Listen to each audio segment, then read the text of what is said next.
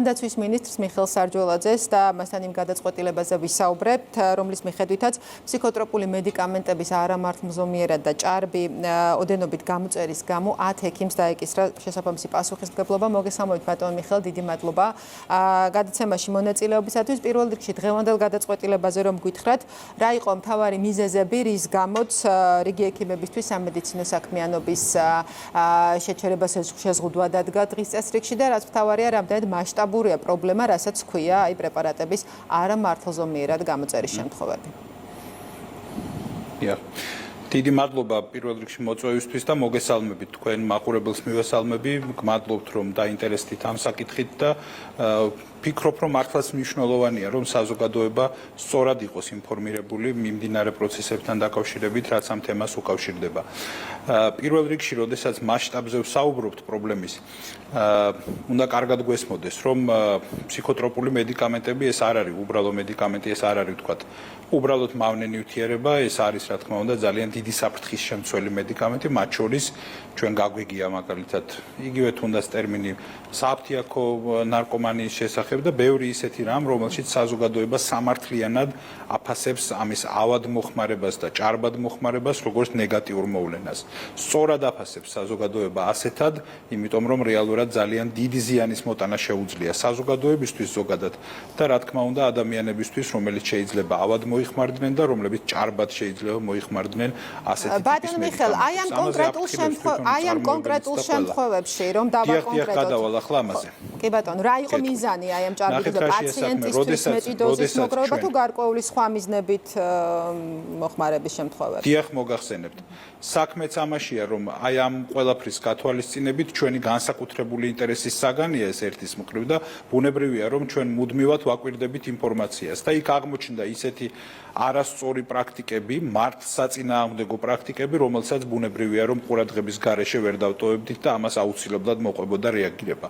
მიუხედავად ჩვენი გაფრთხილებისა, რომ ექიმებიც აფთიაქშიც ყველა ბუნებრივია უნდა ყოფილიყო აბსოლუტურად ფრთხილად, მიუხედავად ამისა ადამიანებმა ჩათვალეს რატომღაც რომ შეუძლიათ მაგალითად ნორმები დაარღვიონ და ბუნებრივია, რომ ასეთ დროს პასუხისმგებლობის დადგომა იქნებოდა გარდაუვალი, ეს ყველას კარგად უნდა მოეხსენებოდეს. წუხარ რომ ამაზე დღეს მიწევს საუბარი, მაგრამ ეს აუცილებლობით საზოგადოების დაცვის აუცილებლობით არის ნაკარნახები, რომ მიწევს საუბარი იმაზე, რომ დაახლოებით 10-ია რიცხვი ექიმებისა, რომელთა მხრიდანაც გამოიკვეთა რეალურად ძალიან სერიოზული დარღვევები. ისეთი, რომელიც უნდა ვთქვათ, რომ კრიტიკული შეუსაბამებები, კრიტიკულად დაუშვებელი ქმედებები იყო. ეხლა, როდესაც მაგალითად ექიმს, რომელსაც გარკვეულ დარღვევათა გამო აკრძალული აქვს საქმიანობა, ის მაინც ახორციელებს რეცეპტის გამოწერას, ეს ბუნებრივია, რომ უპატიებელი შეცდომაა და ამას სჭირდება, რა თქმა უნდა, არა მხოლოდ პროფესიული პასუხისმგებლობა, არამედ ამას შეიძლება მოყვეს სამართლებრივი შეფასება დაჭირდება საგამოძიებო სტრუქტურების მხრიდან და შეიძლება, რა თქმა უნდა, მოყვეს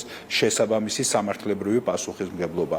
როდესაც არა მხოლოდ ამ დარღვევისთვის, იქ არის ისეთი დარღვევები, როდესაც მოგეხსენებათ, რომ ექიმიც უნდა ნახულობდეს და ფარმაცევტიც უნდა ნახულობდეს, რა თქმა უნდა, პაციენტს, როდესაც ხდება, თქვათ, ფსიქოტროპული მძიმე ფსიქოტროპული მედიკამენტის გაცემა, მაგალითად ისეთის, როგორიც არის აი ლირიკას სახელით ცნობილი, ხო, ნარკოტიკულ საშუალებადაც კი რაც გამოიყენება.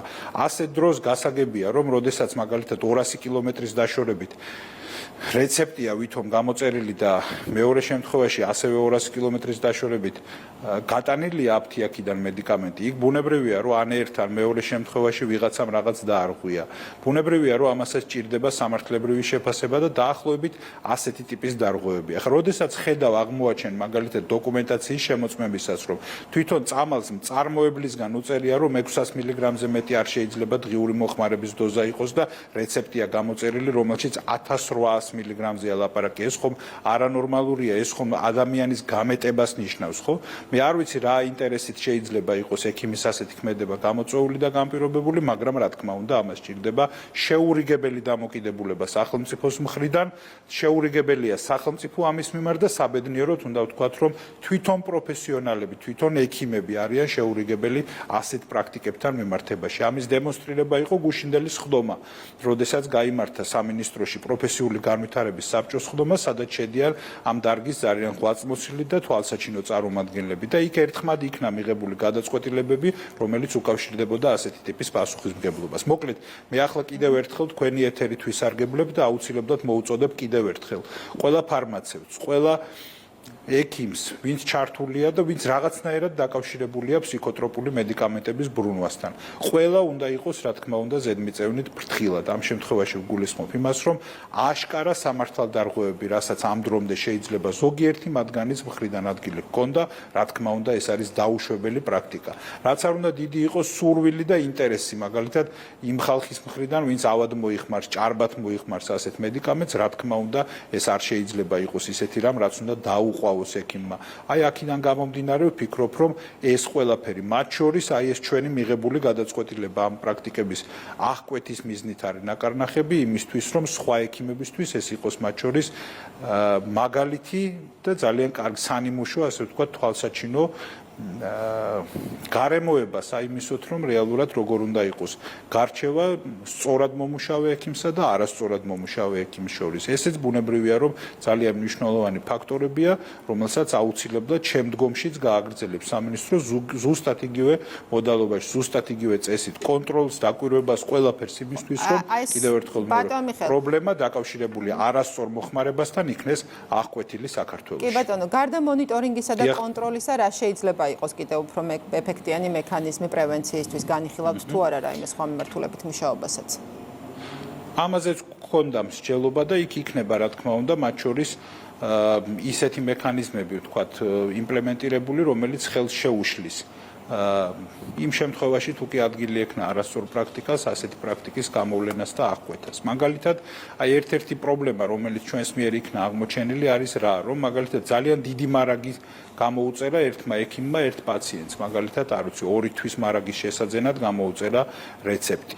ამის შემდეგ რამდენიმე დღეში იგივე ექიმმა გამოუწერა კიდევ დამატებით რამდენიმე თვიანი ის მარაგის შესაძენად რეცეპტი. რა თქმა უნდა, ეს ნიშნავს იმას, რომ აქ შეიძლება ძალიან სერიოზულ რისკებთან კონდეს საქმე დაკავშირებული არასწორ გამოყენებასთან და ასე შემდეგ. აი ასეთ დროს ბუნებრივია აწი მოგვიწევს, რა თქმა უნდა, გარკვეულ ლიმიტებზე საუბარი, რომელიც შეიძლება ვინმესთვის შემაწუხებელიც კი აღმოჩნდეს, მაგრამ ეს არის აუცილებლობით ნაკარნახები, იმიტომ რომ ჩვენ აუცილებლად გვჭირდება სისტემა, რომლის მეშვეობითაც იქნება მხოლოდ და მხოლოდ სწორად, ნორმალურად, ზომიერად გამოყენებადი ის საფრთხის შემცველი, ასე ვთქვათ, მედიკამენტები, რომელსაც ქვია ფსიქოტროპული მედიკამენტები. ბატონ მიხეილ, რომ შევაჯამოთ 4 თვე შესრულდა, ხო, მას შემდეგ, რაც ფსიქოტროპული მედიკამენტების რეფორმა დაიწყო, იმპორტს ახორციელებს სახელმწიფო, მოქმედებს რეალიზაციის ახლებური წესი, მოხდა ფასების გადახევდა. კიდევ რა არის ის შედეგი, რაც აი ამ რეფორმით დადგა და იმაზეც ვისაუბროთ, რა ხარვეზები აჩვენა კიდევ ამ რამდენიმე თვე, ან ეს გამოვლენილი შემთხვევები არის თუ არა ის თავარი ხარვეზი, რაც ამ რეფორმის მიმდინარეობისას გამოვლინდა. დიახ. ოღონდ ეს გავითვალისწინოთ, რომ ის რაზეც გუშინ მქონდა საუბარი, ეს არ არის მოვლენა, რომელიც გუშინ წარმოიშვა. სამწუხაროდ ეს წლების დანაგროვი პრაქტიკაა და სხვადასხვა დროს, სხვადასხვა სიმწვავით ყველა ამ პრობლემას თავი უჩენია. ეს არ არის ახალი ამბავი. უბრალოდ ჩვენ ვცდილობთ, რომ ყველაფერს ისეთი რეგულირება მივცეთ, რომ მაქსიმალურად წნეხის ქვეშ ვამყოფოთ ნებისმიერი არასწორი პრაქტიკა, რომელიც შეიძლება იყოს თანხმლები ასეთი ნივთიერებების მოხმარებისათვის. ახლა რაც შეეხება თვითონ რეფორმას, რომელიც ჩატარდა, ძალიან ბევრი სიკეთე მოიტანა ამ რეფორმამ, მათ შორის აუცილებლად უნდა აღვნიშნო, რომ თუნდაც მასშტაბები იმ სამართალდარღვევისა, რომელზედაც ვსაუბრობთ, გაცილებით მცირეა იმასთან შედარებით, რაც შეიძლება ყოფილიყო მანამდე. ამაზე მეტყველებს მათ შორის არ ვიცი, როდესაც საბითუმო მოცულობებს, თქვათ, რამდენი შემოდიოდა ქვეყანაში, რამდენი იყიდებოდა და აი ამ მონაცემებს რო ვაკვირდებით, ვფიქრობთ და ვარაუდობთ, რომ ამის მასშტაბები შეიძლება ყოფილიყო გაცილებით დიდი, ვიდრე ეს არის შეიძლება ყოფილიყო მაგალითად გუშინდელ შემთხვევებში და ასე შემდეგ. უბრალოდ ჩვენ გვინდა, რომ ბოლომდე შეურიგებელი ვიყოთ ყველა შემთხვევასთან მიმართებაში, რაც შეეხება დინამიკას, ეს არის პოზიტიური. ის რაც თვითონ ამ რეფორმის ჩანაფიქრი იყო, რის გამოც განხორციელდა ეს რეფორმა, რეალურად ამან შედეგი ერთმნიშვნელოვნად მოიტანა. სხვასთავი რომ დავანებოთ, დღეს აღარავით არის კომერციული ინტერესი არ განაპირობებს იმას, რომ რაც შეიძლება მეტი იყიდებოდეს ფსიქოტროპული საშუალება, იმიტომ რომ არც ერთ კომერციულ დაწესებულებას ამის შესაძლებლობა შესაძლებლობა არ აქვს დღეს საქართველოში, რომ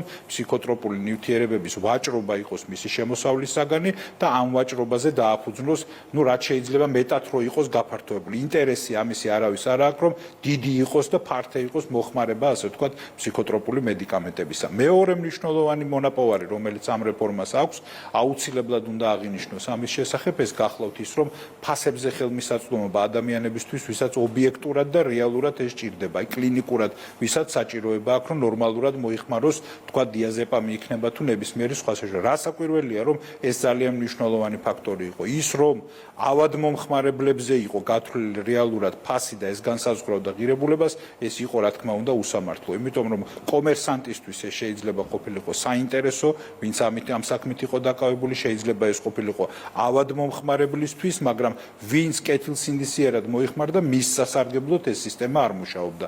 აქედან გამომდინარე, ეს გარემოებაც რადიკალურად შეიცვალა და ერთმნიშვნელოვნად სწორ კალაპოტში ჩადგა. ეხლა, როდესაც ვხედავთ, რომ ის რაც დღეს იყიდება 100 ლარად, პირობითად მანამდე იყიდებოდა 800 ლარად და ზოგიერთ შემთხვევაში 1200 ლარად, აქ ბუნებრივია საუბარი ზედმეტია იმაზე, რომ პატიოსნად მომხმარებელი, ვთქვათ, პაციენტი რა მდგომარეობაში იყო, ყველას კარგად წარმოგიდგენია და აქედან მე მგონი ყველა დასკვნაც მარტივად გაკეთებადია. ყველა მედიკამენტის მიმართებაში პრაქტიკულად მოხდა ფასების შემცირება.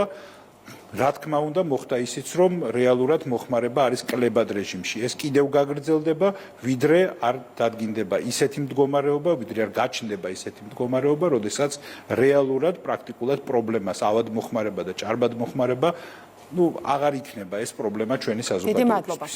დიდი მადლობა ჩართვისათვის. პირდაპირ ეთერში დღის ქრონიკის კითხვებს პასუხობდა ჯანდაცვის მინისტრი მიხეილ სარჯოლაძე.